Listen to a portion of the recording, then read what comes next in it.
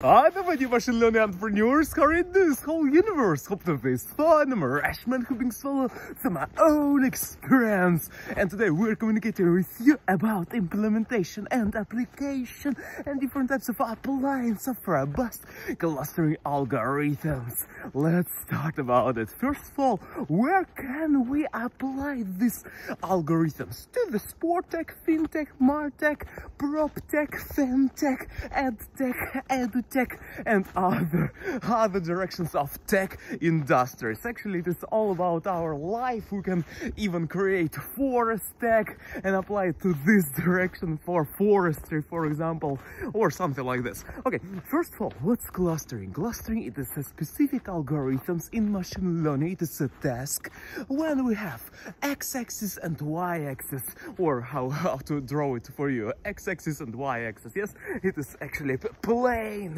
Cartesian coordinates we have, and then we have dots and points and things of this nature. And also we have groups of clusters. I imagine that we will look right now at this. Yes, and we have something. Here's the dots. I imagine that is the dots. Actually, it is a greeny thing right now, and here's the dots too, here's the dots too, and you can kind of see that it is one object, it is another object, it is third object, and we cluster them. Actually, points, data points on our on our surface, on our plane, we can cluster them. And how we do this? We do this through using different types of Euclidean distances, Manhattan distances, and also Mahalanobis distances, and other types of metrics. Distance here is a metric, okay? It is the word that we use. Okay, it is our clustering. We have different types of clustering. K-means, K-means, K-means, Sharp, K-means, Debiscan, Debiscan, Kirk, Chameleon, Clara, Clarence, Fast Clara, Fast Clarence, Fast PM, Fast PM1, Fast PM2, Faster PM, Igor PM, DV, CJ, DMV, SSC, DMV, CV, AE, RC, RCDR, GD, DRC, DEC, COR, HO, MM, affinity propagation, mean spectral clustering, spatial temporal clustering, ultra scalable spectral clustering, ultra scalable ensemble clustering. Also we have AGNES, agglomerative nesting, divisive analysis, Diana, and etc. Actually, it is different types of clustering algorithms that we have: hierarchical clustering and etc. And also we have robust clustering. Robust clustering, it is the specific type of clustering when we cluster group objects together, do the sets of the dots, do the sets of the points on our surface, and then we do kind of robust them. We robustly, strongly, powerfully, and nicely connect them. What does it mean, robust? Robust means robustus. From the tree we had previous time, we had red trees. Yes, it is kind of Latin word, and etc. Robustus and robust and etc.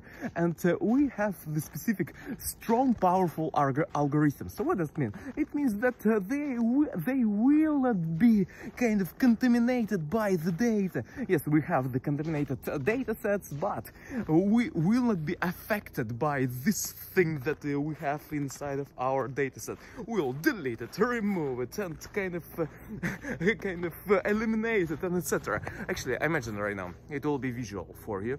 We have dots here, we have dots here, we have dots here, and also have exaggerated dots here. Yes, that we don't need actually.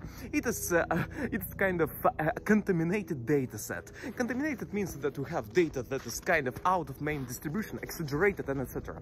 And when we do robust clustering, when we do classical clustering, okay, classical clustering, we have the here cluster, here, and also sometimes we have some of the aggregation functions that kind of will calculate our centroids not correctly. It will be going there.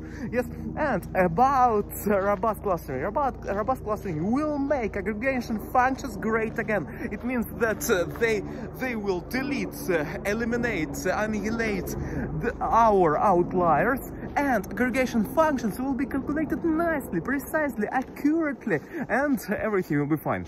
So accuracy will be increased by counting by this aggregation functions. Again, imagine that we have dots here. Yes, a lot of dots here in one place. And also we have one dot is here, somewhere there, yes? One cluster is here, and some dots are here that we don't need actually. And when we calculate in classical things, I imagine that we don't have these things, and we have only here the cluster. When we calculate the center cluster, it will be here. It will be here, yes? But when we calculate the center of cluster with this dot, it will be a little bit switch from the main cluster. It will be going there. It is how it works. So if we will remove it, eliminate it, decrease the influence of the outlier, then everything will be fine. We will calculate the center of clusters nicely. Or another aggregation functions. Aggregation functions, it is the specific function that gets a lot of data or maybe several numbers and make it as one for the alliance, for the org, and etc. Okay, we have these things, and right now we are talking about application and implementation of this type of algorithms to the different fields. How can we apply it? Through the watching of different types of data. We have a written form data. We use doc2vec and word2vec algorithms to work with this data. Also, we have the data in terms of the visual representation, visual kind of RGB, RGBH, style, CLH, VHSB, CMY, CMYK color models in our life. And when we calculate the specific color, for example, 250 00 RGB, it is not the same as 255 00. Yes, it is almost the same, but they are different. Understand it? Okay, nice. Okay, next we are talking about about colors, also about different types of textual information. Also, we can talk about audio information. Audio information is the same almost thing, that we have the specific patterns of our voice. It repeats a lot, and sometimes there are spikes in our voice that we should eliminate and kind of calculate without this kind of out of distribution data, anomaly that we got in our data. We don't need it, we will delete it. And also we have the data about our pos.x, pos.y, pos.z, val.x, val.y, val.z, ac.x, ac.y, ac.z, float pos.x, float pos.y, float pos.z, float val.x, float val.y, float val.z, float ac.x, float ac.y, float ac.z. Actually, it is our floating numbers. Type of the numbers is float, yes, data structures, everybody, and data types. And also we have different types of positions on x, y, and z coordinates of the person, or for the specific biomechanics. For example, in sports, you have data from it, and you have movements of the person and something that is outliering from the main data. It could be outlier. It could be an outlier, so we will detect it through the local outlier factor or through connectivity based outlier factor, or from the isolation force. It is different types of algorithms. I named already 3 of them, or 3 sigma rule, 4th of already will be. Yes, we will detect this outlier, then delete it, and then we'll cluster everything nice and everything will be fine. It is about, for example, biomechanics.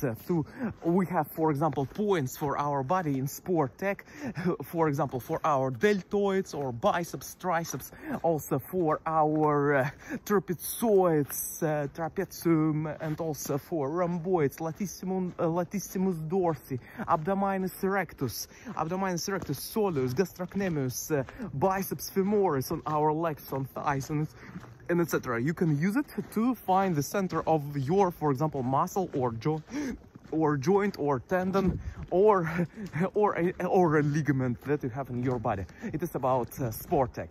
Also, you can use it as, for example, pos.x, pos.y, pos.z, val.x, val.y, val.z, ac.x, ac.y, ac.z. You can represent it as geospatial data. For example, it could be for the data of longitude, latitude, and altitude of our person who moves to different places, and this is actually one more way to represent the data. It is geospatial data of movements of customers. It will be MarTech. And also you can use it in time series for FinTech, finance, for ROI, to find the ROI, return on investment, or maybe to find the specific function, to find what will be the best thing to invest to, what will be the best currency to invest to, or something, cryptocurrency, yes.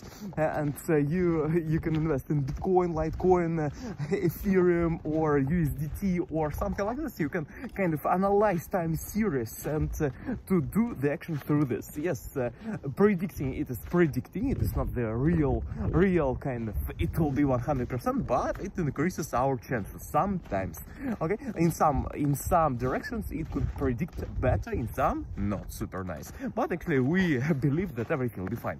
So we have robust clustering in different fields for agriculture, for different types of fruits, cabbages, carrots, and also yes, for fruits and veggies and vegetables and things of this nature. And also we have for different types of workers on our plantations and things of this nature, yes. And we have different types of actually word-to-vec, doc-to-vec things, and we are working right now with large language models or multimodal large language models. You can invest your time into this direction, and you can focus on the data of words and different languages of our world: English, Spanish, Chinese, Japanese, Korean, Turkish, Latin, Greek, Spanish, and other, Portuguese, Vietnamese, Indonesian, Malaysian, and others.